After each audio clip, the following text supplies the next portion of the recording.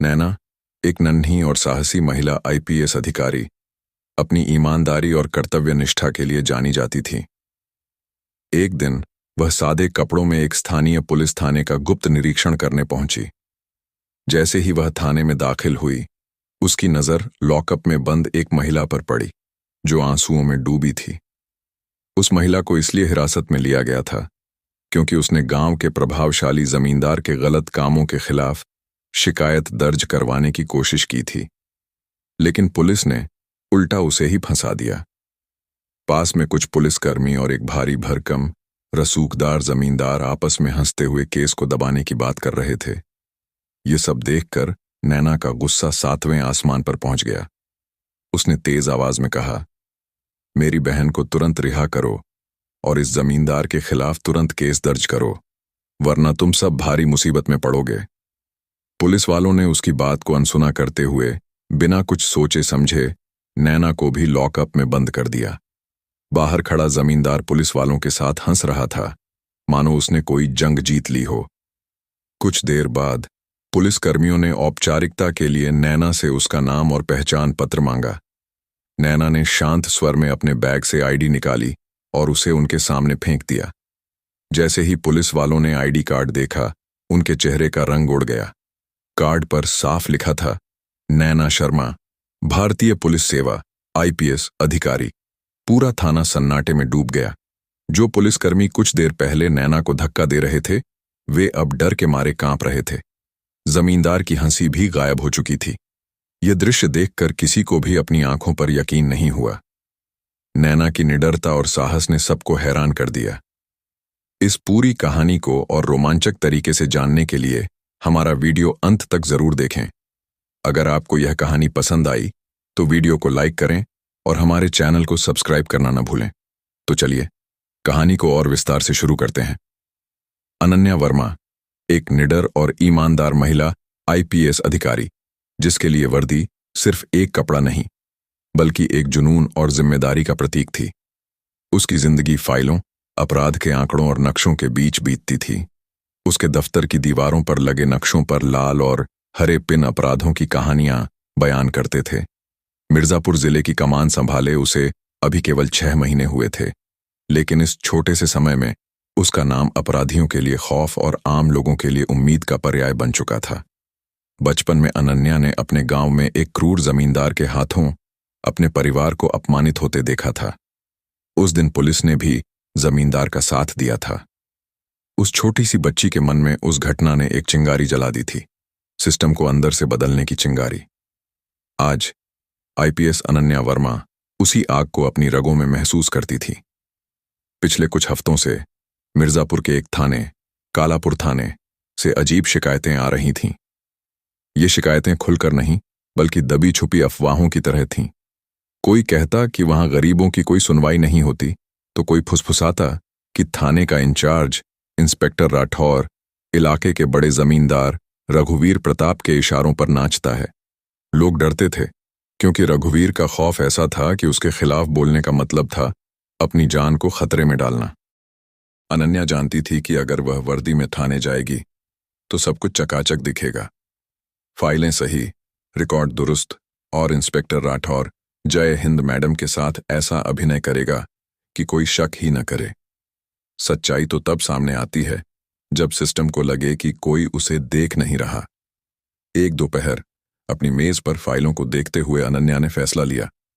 उसने अपने भरोसेमंद ड्राइवर श्यामलाल और अपने ऑपरेटर को बुलाया।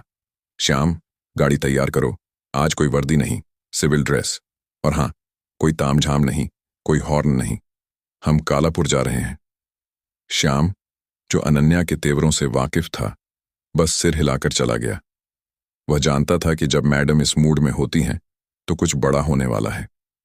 अनन्या ने एक साधारण सलवार कमीज पहनी, बालों को डीला बांधा और चेहरे पर एक आम औरत जैसी सादगी ओढ़ ली।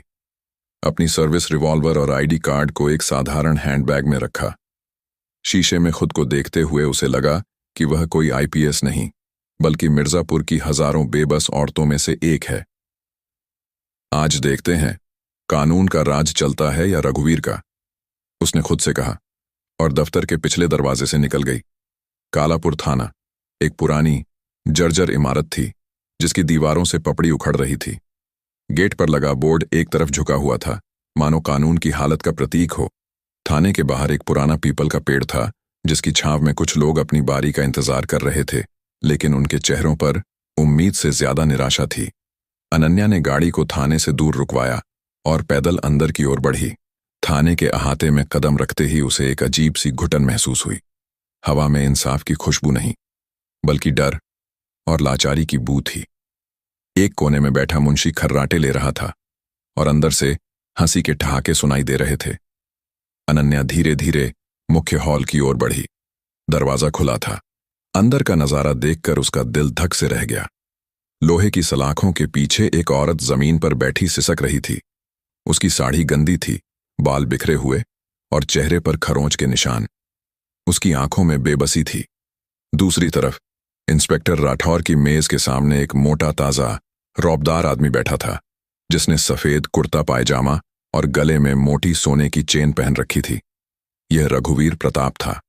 उसके साथ इंस्पेक्टर राठौर और 2 हवलदार खड़े थे जो जोर जोर से हंस रहे थे। हाँ हाँ रघुवीर जी, आपने तो कमाल कर दिया। इस औरत को सीधे लॉकअप में डाल दिया। बड़ी आई थी आपके खिलाफ शिकायत करने, राठौर ने चापलूसी भरी हंसी के साथ कहा। रघुवीर ने अपनी मूंछों पर ताव देते हुए जवाब दिया, अरे राठौर, मैंने पहले ही कहा था, ये जमीन मेरी है और रहेगी। इसका पति, एक मामूली मजदूर, मुझसे टक्कर लेगा। अब अंदर सड़ेगी तो अक्ल ठिकाने आएगी। बाकी तुम देख लो, केस ऐसा बनाओ कि जमानत न हो। एक हवलदार ने हंसते हुए कहा, चिंता न करें साहब, हमने सरकारी काम में बाधा और पुलिस पर हमला करने का केस ठोक दिया। अब कोई इसे नहीं बचा सकता। ये सब सुनकर अनन्या का खून खौल उठा। जिस वर्दी के लिए उसने अपनी जिंदगी दांव पर लगाई थी, उसी वर्दी वाले लोग एक बेबस औरत के हक को कुचल रहे थे। वह औरत कोई और नहीं, बल्कि इस देश का कानून था, जो आज खुद कैद में था। अनन्या ने गहरी सांस ली और तूफान से पहले की खामोशी के साथ आगे बढ़ी। उसकी आवाज कमरे में चाबुक की तरह गूंजी, इस औरत को छोड़ दो और इस जमींदार के खिलाफ तुरंत एफआईआर दर्ज करो। सबकी नजरें उस पर टिक गईं। राठौर, रघुवीर और बाकी पुलिस वाले उसे घूरने लगे। एक साधारण सी दिखने वाली औरत थाने में आकर रघुवीर प्रताप और पुलिस को चुनौती दे रही थी। यह उनके लिए हंसी का पात्र था। रघुवीर ने उसे घूरते हुए पूछा, कौन है तू और तेरी हिम्मत कैसे हुई मेरे मामले में बोलने की? अनन्या ने रघुवीर को नजरअंदाज किया और राठौर की आंखों में आंखें डालकर बोली, मैंने कहा, इस औरत को बाहर निकालो और इस जमींदार के खिलाफ एफआईआर दर्ज करो। इसने इसकी जमीन हड़पी और इसे मारा पीटा।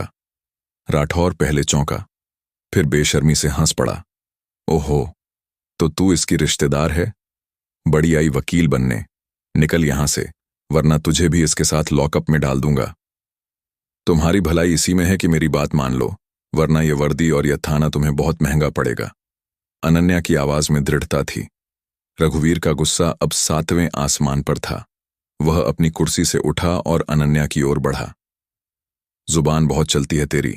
राठौर, इंतजार किसका कर रहे हो? डाल इसे अंदर, देखता हूं कौन सा बड़ा अफसर इसे बचाने आएगा। राठौर ने अपने हवलदारों को इशारा किया। 2 हवलदार अनन्या की ओर बढ़े। अनन्या अपनी जगह पर स्थिर खड़ी रही। उसकी आंखों में डर का कोई नामो निशान नहीं था। एक हवलदार ने उसका हाथ पकड़ने की कोशिश की, लेकिन अनन्या ने फुर्ती से हाथ झटक दिया और ऐसी नजरों से उसे घूरा कि हवलदार एक पल के लिए ठिठक गया। लेकिन राठौर ने चिल्लाकर कहा, क्या देख रहे हो? घसीट कर ले जाओ इसे। हवलदारों ने अनन्या को दोनों तरफ से पकड़ लिया और घसीटते हुए लॉकअप की ओर ले गए। अनन्या ने कोई प्रतिरोध नहीं किया। वह बस उनके चेहरों को देख रही थी। उनकी बेशर्मी, उनकी क्रूरता और उनकी आंखों में सत्ता का नशा। उसे उन पर गुस्सा नहीं, तरस आ रहा था। उन्होंने अनन्या को उसी लॉकअप में धकेल दिया जहां वह औरत पहले से बंद थी। लोहे का दरवाजा जोर से बंद हुआ और ताला लग गया। बाहर रघुवीर और राठौर हंस रहे थे। अब पता चलेगा इसे कानून क्या होता है, रघुवीर ने कहा। लॉकअप में बंद वह औरत, जिसका नाम सरिता था, अनन्या को देख रही थी। उसे लगा कि यह बेचारी भी उसकी वजह से फंस गई। अनन्या जमीन पर बैठी और सरिता के कंधे पर हाथ रखा। डरो मत बहन, बस थोड़ा और वक्त। सरिता ने रोते हुए कहा, अब कुछ नहीं होगा दीदी, ये लोग राक्षस हैं, हमें मार डालेंगे।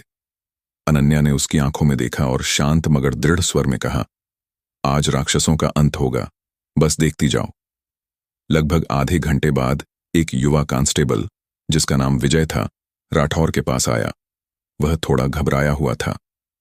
सर, जिन 2 औरतों को हमने लॉकअप में डाला, उनके नाम पते डायरी में दर्ज करने होंगे। नियम तो यही है। राठौर ने सोचा, बात तो सही है, अगर कोई पूछताछ हुई तो जवाब देना पड़ेगा। उसने कहा, हाँ ठीक है, जा पूछ ले दोनों का नाम पता और लिख दे कि थाने में हंगामा कर रही थीं। विजय एक रजिस्टर और पेन लेकर लॉकअप की ओर बढ़ा। बाहर से ही उसने आवाजें लगाई, तुम दोनों अपना नाम और पता बताओ। सरिता ने डर के मारे कुछ नहीं कहा। अनन्या धीरे से उठी और सलाखों के पास आई। उसकी आंखों में शांति थी, लेकिन यह तूफान से पहले की शांति थी। मेरा नाम जानना है? उसने पूछा। उसकी आवाज इतनी ठंडी थी कि विजय को एक पल के लिए झुरझुरी सी महसूस हुई। हाँ, नाम और कोई पहचान पत्र हो तो दे दो, विजय ने कहा।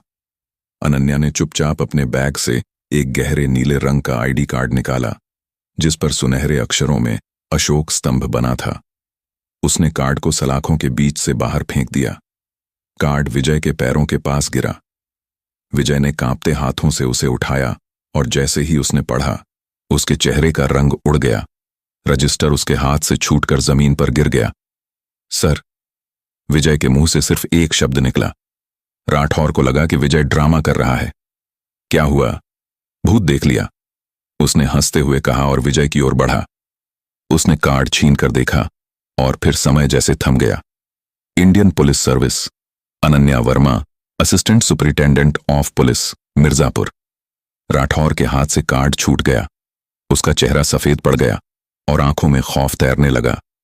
जिस औरत को उसने गालियां दी, जिसे घसीटकर लॉकअप में डाला, वह कोई आम औरत नहीं बल्कि जिले की पुलिस की सबसे बड़ी अफसर थी। रघुवीर, जो अब तक अपनी मूंछों पर ताव दे रहा था, कार्ड पढ़कर कांपने लगा। थाने में सन्नाटा छा गया। जो हवलदार अभी हंस रहे थे, उनकी सांसें अटक गईं। विजय सबसे पहले होश में आया और सावधान की मुद्रा में खड़े होकर बोला, जय हिंद मैडम। उसकी आवाज सुनकर बाकी लोग भी जैसे नींद से जागे। राठौर और हवलदार कांपते हुए खड़े हुए और लड़खड़ाती आवाज में बोले, जय हिंद मैडम। थाने में सन्नाटा पसरा हुआ था। इंस्पेक्टर राठौर और उसके हवलदारों के चेहरों पर डर की परछाइयां थीं और रघुवीर प्रताप, जो अभी कुछ देर पहले अपनी ताकत पर इतराता हुआ हंस रहा था, अब दीवार से सटकर खड़ा था, जैसे उसका सारा रौब हवा में उड़ गया हो।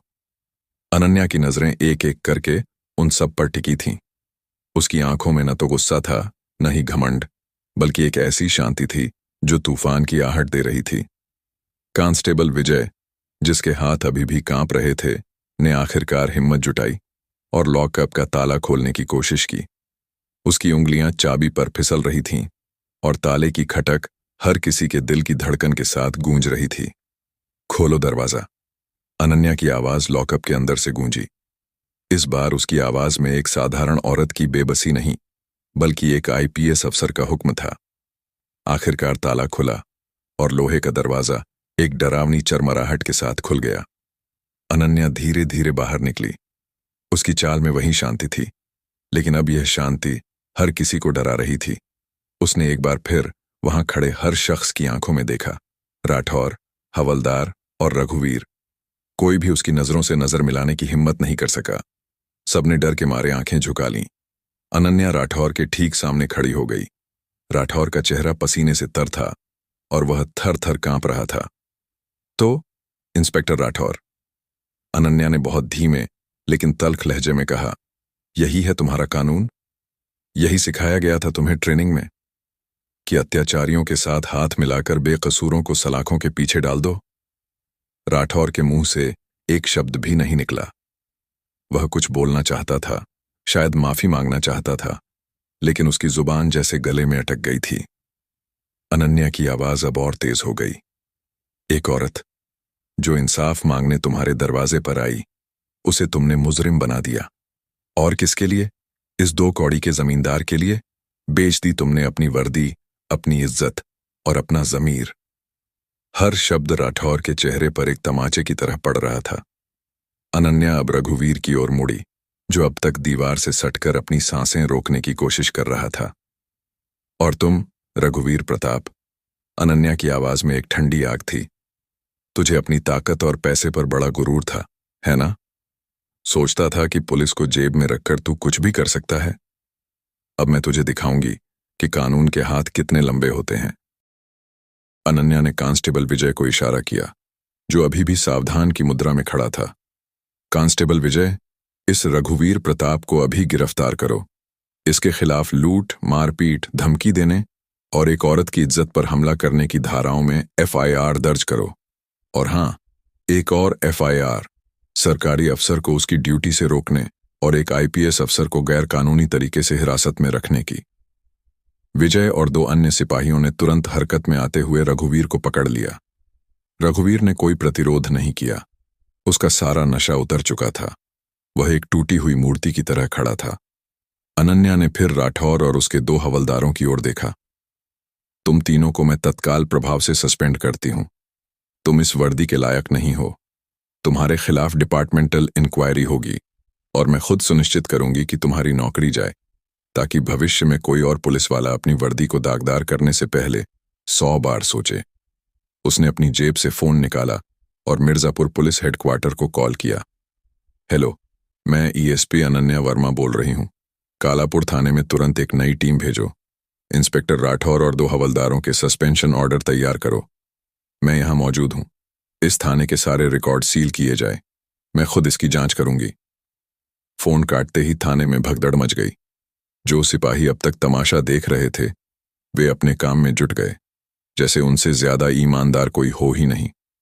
रघुवीर को हथकड़ी लगाकर लॉकअप में ले जाया गया। सरिता, जो अब तक चुपचाप यह सब देख रही थी, धीरे धीरे बाहर निकली। उसकी आंखों में आंसू थे, लेकिन ये आंसू डर के नहीं, बल्कि राहत और कृतज्ञता के थे। वह दौड़कर अनन्या के पास आई और उसके पैरों में गिर पड़ी। मैडम, आप भगवान हैं। आपने मेरी इज्जत और मेरा घर बचा लिया। मैं तो मर ही गई थी। अनन्या ने उसे तुरंत उठाया और गले से लगा लिया। रो मत बहन, मैं कोई भगवान नहीं, बस अपनी ड्यूटी कर रही हूं। ये तेरा हक था जो तुझे मिला। अब कोई तेरा हक नहीं छीन सकता। उसने सरिता के आंसू पोंछे और उसकी आंखों में देखकर कहा, यह देश किसी जमींदार की जागीर नहीं, ये कानून का राज है, और जब तक मैं इस वर्दी में हूं, कोई बेबस की आवाज को दबा नहीं सकता। अनन्या ने विजय को बुलाया। कांस्टेबल, सरिता को सम्मान के साथ उसके घर छोड़ो और सुनिश्चित करो कि उसे या उसके परिवार को कोई परेशान न करे। जी मैडम, विजय ने कहा और सरिता को सहारा देकर जीप की ओर ले गया। सरिता जाते जाते मुड़कर अनन्या को देख रही थी। उसकी आंखों में असीम श्रद्धा थी। कुछ ही देर में हेडक्वार्टर से नई पुलिस टीम आ गई। अनन्या ने उन्हें चार्ज सौंपा और थाने के सारे रिकॉर्ड की जांच शुरू कर दी। उसे पता था कि यह सिर्फ एक केस नहीं, बल्कि एक गहरी षड्यंत्र की शुरुआत थी। कालापुर थाने की फाइलें कई और रघुवीर प्रताप जैसे लोगों के काले कारनामों को छुपाए हुए थीं। 1 हफ्ते बाद कालापुर थाने की घटना को 1 हफ्ता बीत चुका था। अनन्या के उस एक दिन के एक्शन ने मिर्जापुर जिले में टहलका मचा दिया था।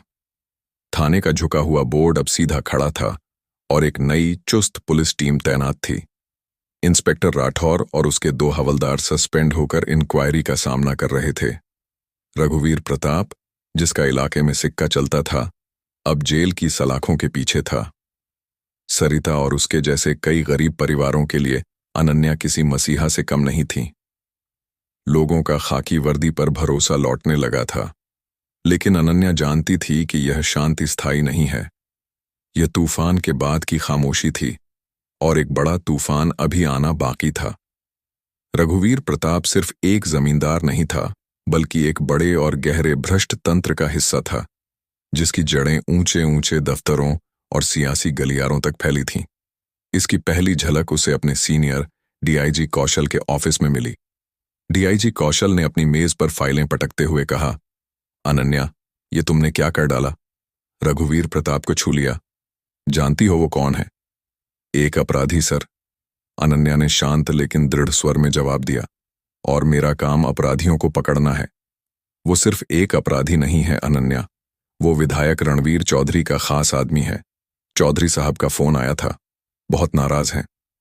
कौशल की आवाज में चिंता थी, लेकिन ये चिंता अनन्या के लिए कम और उनकी अपनी कुर्सी के लिए ज्यादा थी। अनन्या को पता था कि रणवीर चौधरी कौन है। सत्ताधारी पार्टी का एक बाहुबली नेता, जिसके खिलाफ कई केस दर्ज थे, लेकिन उसकी सियासी ताकत उसे हमेशा कानून से बचा लेती थी। सर, कानून की नजर में सब बराबर हैं, चाहे जमींदार हो या विधायक, अनन्या ने जवाब दिया।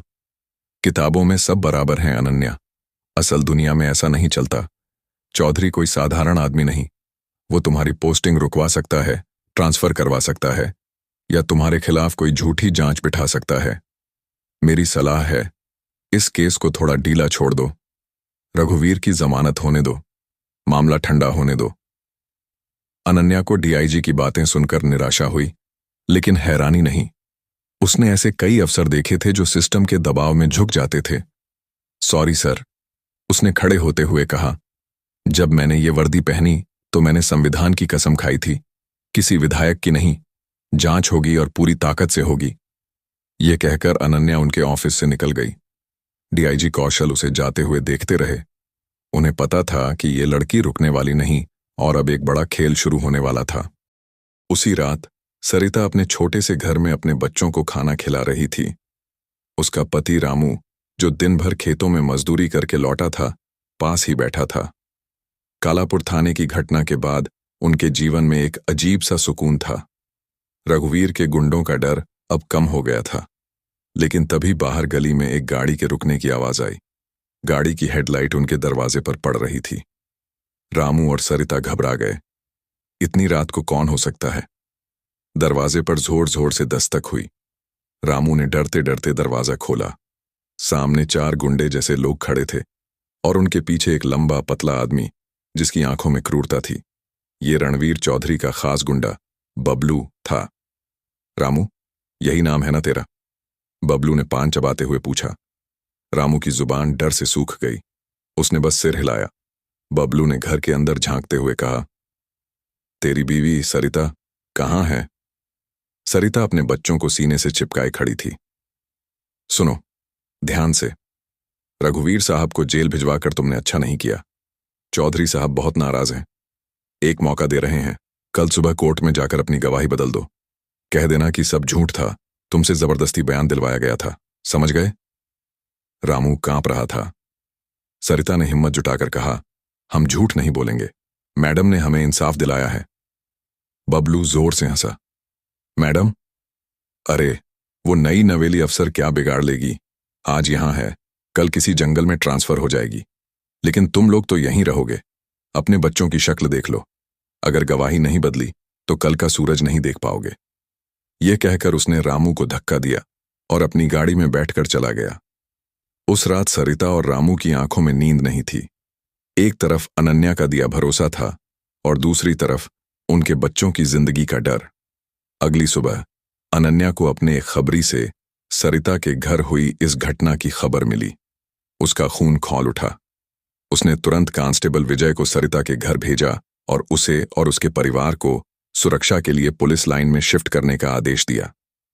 जब सरिता अनन्या के ऑफिस पहुंची, वह बुरी तरह डरी हुई थी। मैडम, वो लोग हमें मार डालेंगे, मेरे बच्चों को, वह रोते हुए बोली। अनन्या ने उसे अपने पास बिठाया और पानी पिलाया। सरिता, तुम्हें मुझ पर भरोसा है? सरिता ने आंसुओं के बीच सिर हिलाया। तो फिर डरो मत। ये लोग तुम्हें डराकर केस कमजोर करना चाहते हैं, लेकिन हम ऐसा होने नहीं देंगे। तुम मेरी जिम्मेदारी हो। अनन्या ने तुरंत बबलू और उसके साथियों के खिलाफ धमकाने का केस दर्ज करने का आदेश दिया। यह रणवीर चौधरी को सीधी चुनौती थी। अब अनन्या 2 मोर्चों पर लड़ रही थी। एक तरफ रघुवीर के खिलाफ सबूत जुटाने की जंग और दूसरी तरफ अपने ही डिपार्टमेंट और सियासी दबाव से जूझना। उसके साथी अफसर उससे कतराने लगे। कईयों ने उसे प्रैक्टिकल होने की सलाह दी। रात में जब वह अपने सरकारी क्वार्टर में अकेली होती तो उसे कभी कभी शक होता, क्या वह जो कर रही है सही है? क्या वह इस भ्रष्ट तंत्र से अकेले लड़ पाएगी? लेकिन फिर उसे सरिता का डरा हुआ चेहरा और अपने बचपन की वो घटना याद आती जब उसके पिता को अपमानित किया गया था। उसका इरादा और पक्का हो जाता। अनन्या ने रघुवीर की पुरानी फाइलें खंगालना शुरू किया। उसे पता चला कि जमीन हड़पने के कई और मामले थे जो या तो दर्ज ही नहीं हुए या सबूतों के अभाव में बंद हो गए। उसने उन सभी मामलों को दोबारा खोलने का फैसला किया। वह एक एक करके उन पीड़ितों से मिलने लगी जिन्हें रघुवीर ने सताया था। शुरू में लोग डर के मारे बोलने को तैयार नहीं थे, लेकिन अनन्या की ईमानदारी और हिम्मत देखकर उनकी जुबान खुलने लगी। एक बुजुर्ग किसान ने बताया कि कैसे रघुवीर ने उसकी फसल जला दी थी। एक विधवा ने रोते हुए कहा कि उसके पति को झूठे केस में फंसाकर रघुवीर ने उसकी जमीन हड़प ली थी। जितनी परतें खुल रही थीं, अपराध उतने ही गहरे और घिनौने सामने आ रहे थे। यह सिर्फ एक जमींदार की गुंडागर्दी नहीं थी, यह एक संगठित अपराधी नेटवर्क था जिसे सियासी संरक्षण प्राप्त था। एक दिन अनन्या को एक अहम सुराग मिला। उसे रघुवीर के पुराने मुंशी गोपाल का पता चला, जिसे रघुवीर ने कुछ साल पहले धोखा देकर निकाल दिया था। गोपाल अब एक छोटे से कस्बे में गुमनाम जिंदगी जी रहा था। अनन्या अपनी एक छोटी भरोसेमंद टीम के साथ बिना किसी को बताए गोपाल से मिलने पहुंची। शुरू में गोपाल डर गया, लेकिन अनन्या ने उसे सुरक्षा का भरोसा दिलाया। बदले की आग और अनन्या की ईमानदारी देखकर गोपाल ने एक पुरानी डायरी निकाली। उस डायरी में रघुवीर के सारे काले कारनामों का हिसाब था। किस अफसर को कितना पैसा दिया गया, किस जमीन पर कैसे कब्जा किया गया, और सबसे बड़ा खुलासा, रणवीर चौधरी की इसमें सीधी भागीदारी। रणवीर की रैलियों का खर्चा रघुवीर उठाता था और बदले में रणवीर उसे पुलिस और प्रशासन से बचाता था। यह डायरी एक टाइम बम थी जो मिर्जापुर की सियासत और प्रशासन को हिला सकती थी। अनन्या जानती थी कि गोपाल की डायरी उसके हाथ में एक ऐसा हथियार थी जो न सिर्फ रघुवीर प्रताप को बल्कि विधायक रणवीर चौधरी जैसे बड़े सियासी खिलाड़ी को भी सलाखों के पीछे पहुंचा सकती थी। लेकिन वह यह भी समझती थी कि इस डायरी का इस्तेमाल उतना आसान नहीं होगा। इसकी जड़ें इतनी गहरी थीं कि एक गलत कदम उसकी नौकरी, यहां तक कि उसकी जान को भी खतरे में डाल सकता था। फिर भी अनन्या के इरादे पक्के थे। उसने डायरी की कई फोटोकॉपी करवाईं और उन्हें अलग अलग सुरक्षित जगहों पर रख दिया। एक कॉपी उसने अपने सबसे भरोसेमंद दोस्त, एक रिटायर्ड जज को सौंप दी, ताकि कोई अनहोनी होने पर सच दब न जाए। अनन्या ने कोर्ट में रघुवीर की जमानत अर्जी का पुरजोर विरोध किया। उसने डायरी के कुछ हिस्सों को जज के सामने रखा, जिसमें रघुवीर के काले कारनामों और रणवीर चौधरी से उसके रिश्तों का जिक्र था। सबूत इतने पुख्ता थे कि कोर्ट ने रघुवीर की जमानत खारिज कर दी। यह खबर रणवीर चौधरी के लिए एक करारा झटका थी। वह समझ गया कि यह युवा आईपीएस अफसर कोई साधारण अधिकारी नहीं है। उसने अपने सियासी रसूख का इस्तेमाल कर अनन्या पर दबाव बनाने की कोशिश शुरू कर दी। जमानत खारिज होने के बाद मिर्जापुर की सियासत में हलचल मच गई। रणवीर चौधरी ने अपने आकाओं को फोन घुमाने शुरू किए। डीआईजी कौशल के पास लगातार फोन आने लगे। कुछ फोन ऊंचे सियासी दफ्तरों से थे तो कुछ स्थानीय नेताओं से, जो रणवीर के हक में अनन्या को समझाने की बात कर रहे थे। डीआईजी कौशल ने अनन्या को फिर से अपने ऑफिस बुलाया। अनन्या, तुम ये क्या आग लगाने की कोशिश कर रही हो? कौशल का लहजा अब सख्त था। रणवीर चौधरी कोई छोटा मोटा आदमी नहीं है। उनके पीछे पूरी सत्ताधारी पार्टी का दम है। तुम्हें अंदाजा भी है कि तुम किसके खिलाफ जा रही हो? मुझे अंदाजा है सर, अनन्या ने शांत स्वर में जवाब दिया। मैं एक अपराधी नेटवर्क के खिलाफ जा रही हूं जिसके तार सियासत से जुड़े हैं। लेकिन अगर हम डर गए तो फिर इस वर्दी का क्या मतलब? कौशल ने गहरी सांस ली। देखो अनन्या, मैं तुम्हें समझाने की कोशिश कर रहा हूं। ये लोग तुम्हारा करियर बर्बाद कर सकते हैं। तुम्हारा ट्रांसफर करवाना इनके लिए 2 मिनट का खेल है। मेरी सलाह है, इस डायरी को अभी दबा दो। रघुवीर को जमानत मिल जाए और ये मामला ठंडा हो जाए। अनन्या ने कौशल की आंखों में देखा। सर, अगर मैंने ये डायरी दबा दी तो सरिता जैसे लोग फिर कभी इंसाफ के लिए थाने का दरवाजा नहीं खटखटाएंगे। मैं ये लड़ाई सिर्फ अपने लिए नहीं बल्कि उन तमाम लोगों के लिए लड़ रही हूं जो इस सिस्टम से उम्मीद रखते हैं। कौशल चुप हो गए। उन्हें पता था कि अनन्या को रोकना अब उनके बस में नहीं था। अनन्या उनके ऑफिस से निकली, लेकिन उसका मन भारी था। वह जानती थी कि अब खतरा सिर्फ रघुवीर या रणवीर तक सीमित नहीं था। सिस्टम के भीतर और बाहर कई लोग उसकी राह में कांटे बिछाने की तैयारी कर रहे थे। उसी रात जब अनन्या अपने सरकारी क्वार्टर की ओर लौट रही थी, उसकी जीप को एक सुनसान रास्ते पर एक ट्रक ने जोरदार टक्कर मारी। टक्कर इतनी तेज थी कि जीप पलट गई। अनन्या का सिर डैशबोर्ड से टकराया और उसकी आंखों के सामने अंधेरा छा गया। ड्राइवर श्यामलाल, जो किसी तरह बच गया, ने तुरंत हेडक्वार्टर को सूचना दी। जब अनन्या की आंखें खुलीं, वह अस्पताल के बेड पर थी। उसके सिर पर पट्टी बंधी थी और बाएं हाथ में प्लास्टर चढ़ा था। पास ही कांस्टेबल विजय और कुछ भरोसेमंद सिपाही खड़े थे। मैडम, आप ठीक हैं?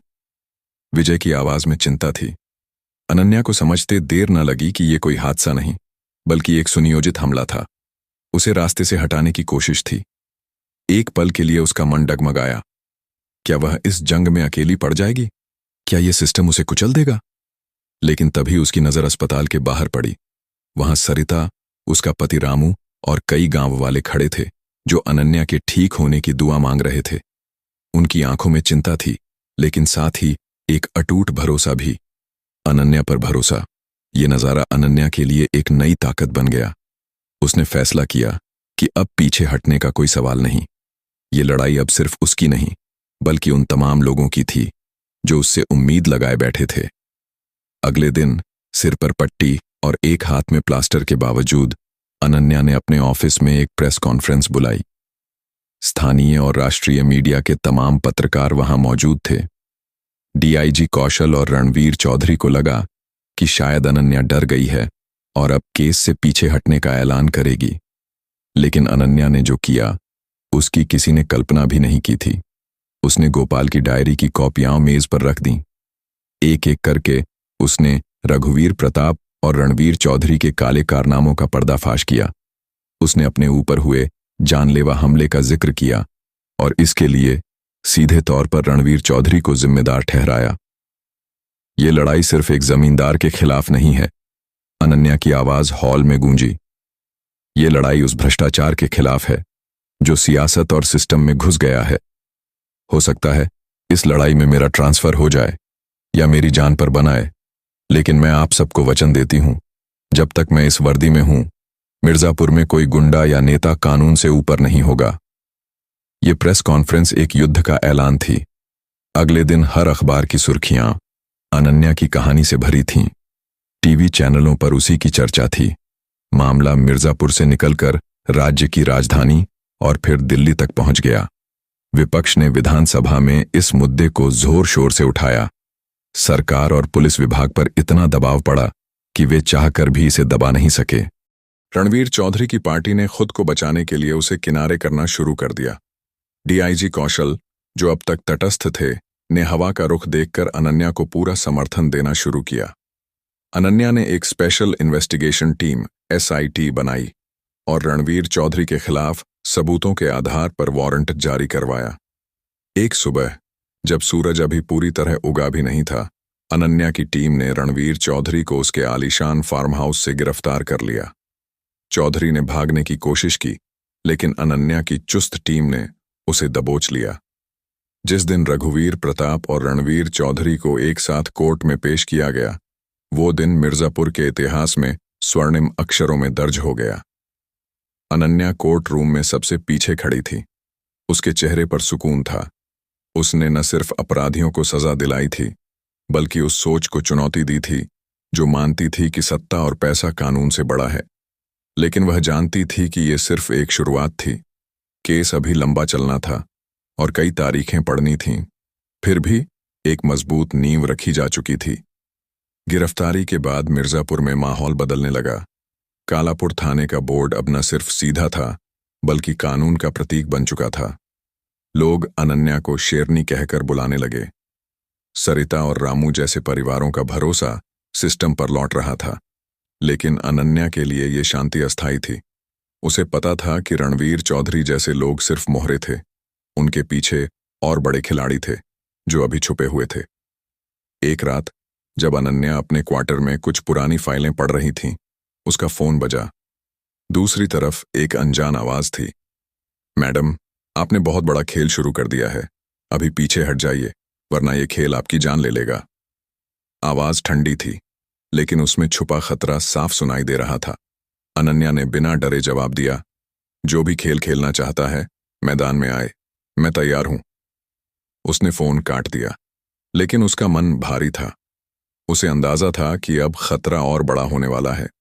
दूसरे दिन उसे खबर मिली कि रणवीर चौधरी के कुछ करीबी लोग जमानत के लिए बड़े वकीलों की फौज तैयार कर रहे थे। साथ ही कुछ गवाहों पर दबाव डाला जा रहा था कि वे अपने बयान बदल दें। गोपाल, वो पुराना मुंशी जिसने डायरी दी थी, अचानक गायब हो गया। अनन्या को शक था कि उसे या तो डराया गया है या उसका कुछ बुरा हुआ है। अनन्या का मन भारी था। गोपाल का अचानक गायब होना कोई संयोग नहीं था। वह डायरी, जो रघुवीर प्रताप और रणवीर चौधरी के काले कारनामों का पर्दाफाश करती थी, अब एक खतरनाक हथियार बन चुकी थी। अनन्या को अंदाजा था कि गोपाल को या तो डराया गया है या फिर उसका कुछ बुरा हुआ है, लेकिन वह पीछे हटने वालों में से नहीं थी। उसने फैसला किया कि इस षड़यंत्र की जड़ तक जाएगी, चाहे इसके लिए उसे कितना भी बड़ा जोखिम क्यों ना उठाना पड़े। अनन्या ने अपनी भरोसेमंद टीम को तुरंत सक्रिय किया। कांस्टेबल विजय और 2 अन्य सिपाहियों को गोपाल के आखिरी ठिकाने की जांच के लिए भेजा गया। उसने अपने एक पुराने दोस्त, सीआईडी में कार्यरत इंस्पेक्टर अखिलेश से भी संपर्क किया, जो गुप्त सूचनाएं जुटाने में माहिर था। अखिलेश ने वादा किया कि वह अपने मुखबिरों के जरिए गोपाल का पता लगाएगा। कुछ घंटों बाद अखिलेश का फोन आया, अनन्या, गोपाल को रणवीर चौधरी के गुंडों ने अगवा कर लिया है। उसे एक पुराने गोदाम में बंद रखा गया है जो मिर्जापुर के बाहरी इलाके में है, लेकिन सावधान रहना, वहां चौधरी के कुछ खतरनाक आदमी तैनात हैं। अनन्या ने कोई समय बर्बाद नहीं किया। उसने अपनी टीम के साथ एक रणनीति बनाई। रात के अंधेरे में बिना किसी शोर शराबे के वह और उसकी टीम उस गोदाम की ओर रवाना हुए।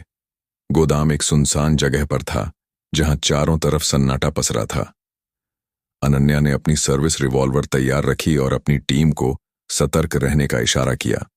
जैसे ही वे गोदाम के पास पहुंचे, 2 सशस्त्र गुंडों ने उन पर हमला करने की कोशिश की, लेकिन अनन्या की टीम पहले से तैयार थी।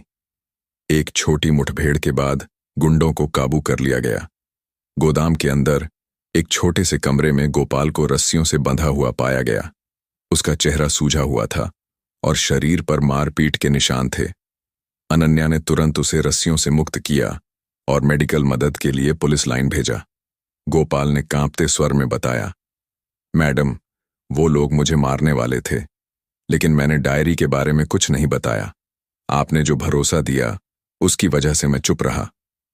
अनन्या ने उसके कंधे पर हाथ रखा और कहा, तुमने बहुत हिम्मत दिखाई गोपाल, अब तुम सुरक्षित हो। गोपाल की गवाही और डायरी के सबूतों के साथ अनन्या का केस और मजबूत हो गया। उसने तुरंत एक विशेष जांच दल एसआईटी को और सक्रिय किया, जिसमें कुछ भरोसेमंद अफसर शामिल थे। डायरी में दर्ज हर लेन देन, हर अपराध और हर सियासी साठगांठ को कोर्ट में पेश करने की तैयारी शुरू हो गई। अनन्या ने यह भी सुनिश्चित किया कि गोपाल और सरिता जैसे गवाहों को पूरी सुरक्षा दी जाए, लेकिन रणवीर चौधरी ने हार नहीं मानी थी। उसने अपने सियासी रसूख का इस्तेमाल कर अनन्या के खिलाफ एक नया दांव चला। एक स्थानीय अखबार में खबर छपी कि अनन्या ने रघुवीर और चौधरी को निजी रंजिश के चलते फंसाया है। कुछ भ्रष्ट अफसरों ने भी इस अफवाह को हवा दी। अनन्या के खिलाफ सोशल मीडिया पर एक कैंपेन शुरू हो गया, जिसमें उसे बदनाम करने की कोशिश की गई। अनन्या को इन सब से कोई फर्क नहीं पड़ा। उसने अपने दफ्तर में एक और प्रेस कॉन्फ्रेंस बुलाई। इस बार उसने न सिर्फ डायरी के सबूतों को सार्वजनिक किया, बल्कि गोपाल की गवाही और अपने ऊपर हुए हमले की पूरी कहानी भी दुनिया के सामने रखी। उसने कहा, ये लोग मुझे डराना चाहते हैं, बदनाम करना चाहते हैं, लेकिन मैं एक बात साफ कर देना चाहती हूं, जब तक मेरे शरीर में सांस है, मैं इंसाफ के लिए लड़ती रहूंगी। इस प्रेस कॉन्फ्रेंस ने पूरे देश का ध्यान खींचा। मिर्जापुर की सड़कों पर लोग अनन्या के समर्थन में उतर आए। सरिता, रामू और उनके जैसे सैकड़ों लोग, जिन्हें रघुवीर और चौधरी जैसे लोगों ने सताया था, अनन्या के साथ खड़े हो गए। सोशल मीडिया पर जस्टिस विद अनन्या ट्रेंड करने लगा। आम लोग, पत्रकार और यहां तक कि कुछ ईमानदार राजनेता भी अनन्या के समर्थन में सामने आए। कोर्ट में सुनवाई का दिन आया। रणवीर चौधरी और रघुवीर प्रताप को एक साथ पेश किया गया। अनन्या की टीम ने डायरी, गोपाल की गवाही और अन्य पीड़ितों के बयानों के आधार पर एक अकाट्य केस तैयार किया था। जज ने सारे सबूतों की गहन जांच की। रणवीर चौधरी के वकीलों ने हर तरह की चाल चली, गवाहों को डराने से लेकर तकनीकी दलीलें देने तक, लेकिन सबूत इतने मजबूत थे कि कोई चाल काम न आई। अंत में कोर्ट ने अपना फैसला सुनाया। रघुवीर प्रताप को जमीन हड़पने, मारपीट और आपराधिक साजिश के लिए 14 साल की सजा सुनाई गई। रणवीर चौधरी को भ्रष्टाचार, आपराधिक साजिश और एक पुलिस अफसर पर हमला करवाने के लिए 7 साल की सजा दी गई। साथ ही उनके खिलाफ चल रहे अन्य मामलों की जांच के लिए एक विशेष समिति गठित की गई। कोर्ट रूम में तालियों की गड़गड़ाहट गूंजी। सरिता, जो कोर्ट में मौजूद थी, की आंखों से आंसू बह रहे थे। उसने अनन्या की ओर देखा और सिर्फ इतना कहा, मैडम, आपने हमें नई जिंदगी दी। अनन्या ने मुस्कुराकर उसका हाथ थामा और कहा, यह तुम्हारा हक था बहन, मैंने तो बस अपनी ड्यूटी की। फैसले के बाद मिर्जापुर में एक नया माहौल बन गया। कालापुर थाने का बोर्ड अब सिर्फ एक बोर्ड नहीं था, बल्कि कानून और इंसाफ का प्रतीक बन चुका था। लोग अब थाने में बिना डर के अपनी शिकायतें लेकर आने लगे। अनन्या का नाम हर गांव, हर गली में गूंजने लगा। लोग उसे मिर्जापुर की शेरनी कहकर बुलाते थे। लेकिन अनन्या के लिए यह सिर्फ एक केस की जीत नहीं थी। उसे पता था कि सिस्टम में अभी भी कई सड़ांध बाकी थी। रणवीर चौधरी जैसे लोग भले ही जेल में थे, लेकिन उनके जैसे और लोग अब भी सत्ता के गलियारों में छुपे थे। उसने ठान लिया कि वह इस सड़ांध को पूरी तरह खत्म करने तक चैन से नहीं बैठेगी। एक शाम जब अनन्या अपने क्वार्टर में बैठी कुछ नई फाइलें पढ़ रही थी, उसका फोन बजा। दूसरी तरफ डीआईजी कौशल थे। अनन्या, तुमने जो किया उस पर मुझे गर्व है, लेकिन अब तुम्हारा नाम दिल्ली तक पहुंच गया है। हो सकता है तुम्हें जल्द ही कोई बड़ी जिम्मेदारी दी जाए। तैयार रहना, अनन्या मुस्कुराई। मैं हमेशा तैयार हूं सर, लेकिन मेरी लड़ाई मिर्जापुर से शुरू हुई है और यहीं से मैं इसे आगे बढ़ाऊंगी। कुछ महीने बाद अनन्या को एक नई जांच का जिम्मा सौंपा गया, जो एक बड़े भ्रष्टाचार के घोटाले से जुड़ा था। उसने अपनी वही निडरता और ईमानदारी के साथ काम शुरू किया। मिर्जापुर के लोग अब भी उसे याद करते थे। सरिता और रामू ने अपने घर के बाहर एक छोटा सा बोर्ड लगाया था, जिस पर लिखा था, यहां इंसाफ जिंदा है, धन्यवाद अनन्या मैडम। कालापुर थाने का बोर्ड अब हमेशा सीधा खड़ा रहता था। हर तूफान के बाद वह और मजबूत होकर उभरता था, ठीक वैसे ही जैसे अनन्या वर्मा की इच्छा शक्ति। उसकी कहानी मिर्जापुर के हर उस इंसान के लिए एक मिसाल बन गई, जो इंसाफ की उम्मीद रखता था।